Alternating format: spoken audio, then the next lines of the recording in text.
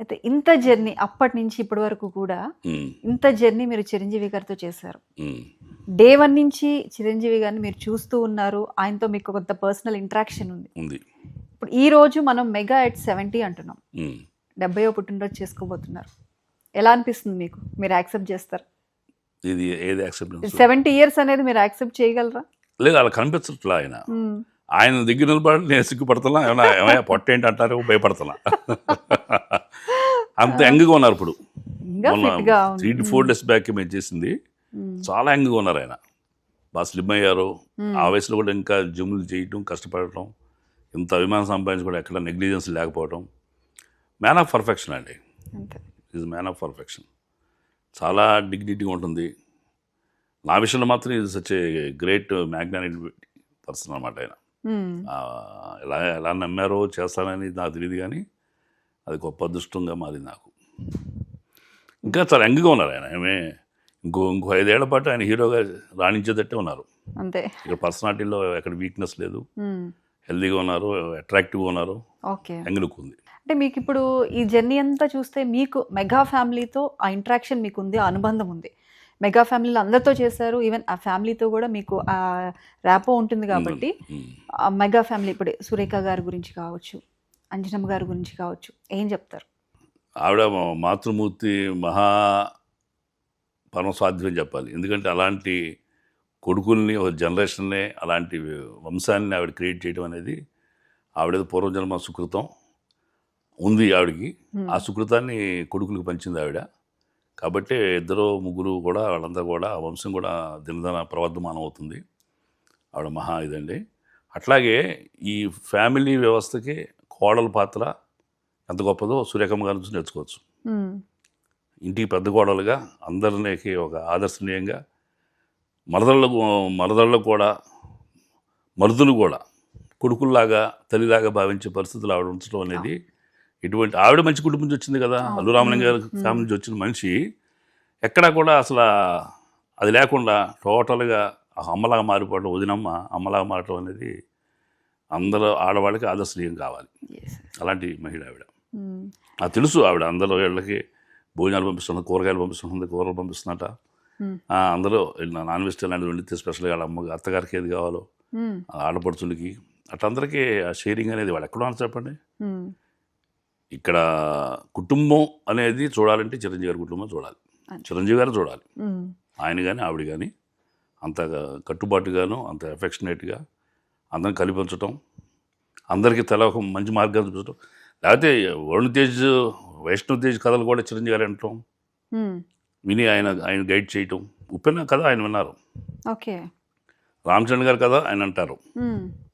So అంత జాగ్రత్తగా వాళ్ళ కెరీర్కి నా బాట వేయటం, ఉన్నది అవకాశం ఇచ్చేయటం కాకుండా, ఓపెన్ డోర్ కాకుండా ఎవరు వస్తున్నారు, ఎవరు పోతున్నారు కూడా తెలుసుకుని, ఏం చేయబోతున్నారో తెలుసుకుని ఆయనకి సరైన స్థితిని కల్పించే ప్రయత్నం ఇప్పటికే ఆయన చేస్తుంటారు తండ్రిలాగా. ఓకే. మేనమామ కావచ్చు, ఫాదర్ కావచ్చు, కానీ అందరికీ కన్నతండ్రిలా ఉన్నాడు ఆయన. మ్మ్. అది గ్రేట్. సరే, అయితే మెగాస్టార్ గారి తర్వాత మనం చెప్పుకోవాలంటే పవర్ స్టార్. ఆయనతో కూడా మీరు వర్క్ చేస్తున్నారు. చూస్తున్నాను. వాళ్ళిద్దరిని చూసినప్పుడు ఆ బంధం, వాళ్ళ అన్నదమ్ముల బంధం, ఇప్పుడు నాగబాబు గారు కావచ్చు, వాళ్ళని చూసినప్పుడు మీకు ఏమనిపిస్తుంటుంది సార్? నిజంగా చాలా గొప్పది అనిపిస్తుందండి.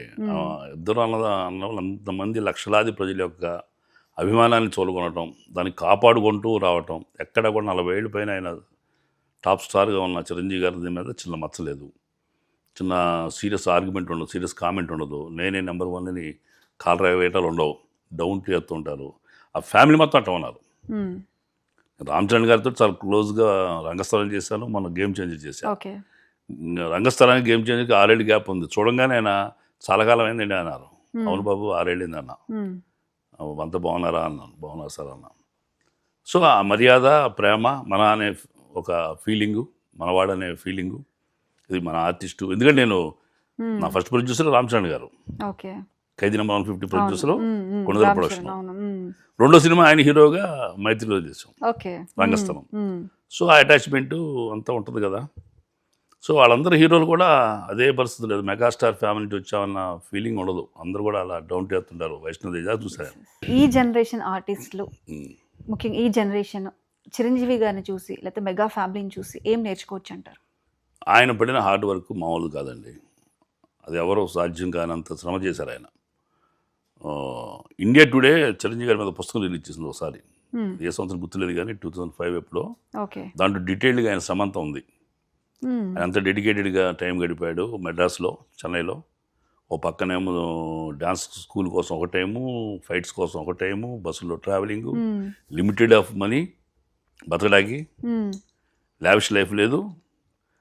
ఆయన హార్డ్ వర్క్ కానివ్వండి, డెడికేషన్ కానీ, ఆ ఫోకస్డ్గా ఒకే విషయం మీద అవ్వాలనే టార్గెట్ మీద ఉండటం కానీ, పర్ఫెక్షన్ కానివ్వండి, నన్ను నేర్చుకోవడం కానీ, రిస్క్ చేయడం కానీ, అన్నీ కూడా నేర్చుకోవాల్సిన విషయాలే. ఇప్పటికీ ఆయన ఏదో టాప్ స్టార్గా ఇంతకాలం నుంచి ఉన్నా సరే షార్ప్ టైంకి వచ్చేస్తారు. ఏది కావాలంటే అది ఎన్నిసార్లు కావాలంటే అన్నిసార్లు చేసే ప్రయత్నం ఉంటుంది.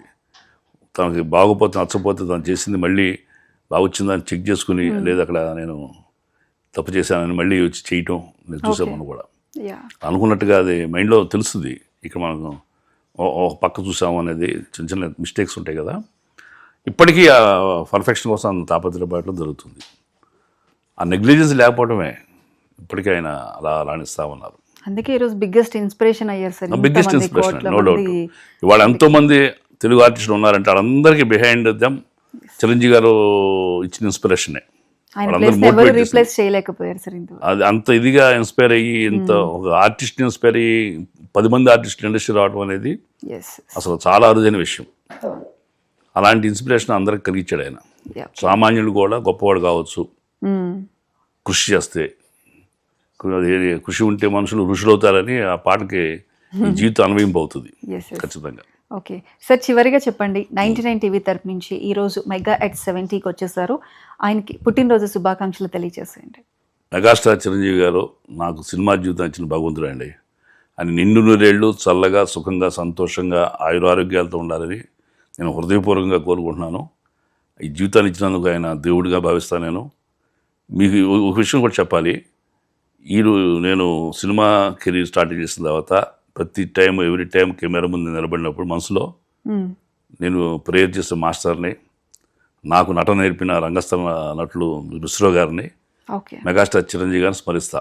నమస్కారం పెట్టుకుని నేను అంటే చూసేవాడికి ఏమంటే డైలాగ్ నేర్చుకుంటున్నాడేమో, ప్రాక్టీస్ చేస్తున్నాడు మైండ్లో ఉంటాను కాదు, నేను ఇలా ప్రేయర్ చేస్తా.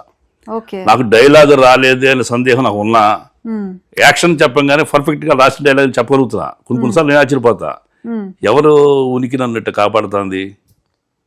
నేను శబ్దం నేనైతే ఆ శబ్దం చేసే ఇన్స్ట్రుమెంట్స్ వీళ్ళే అని నేను మనస్ఫూర్తిగా నమ్ముతున్నా.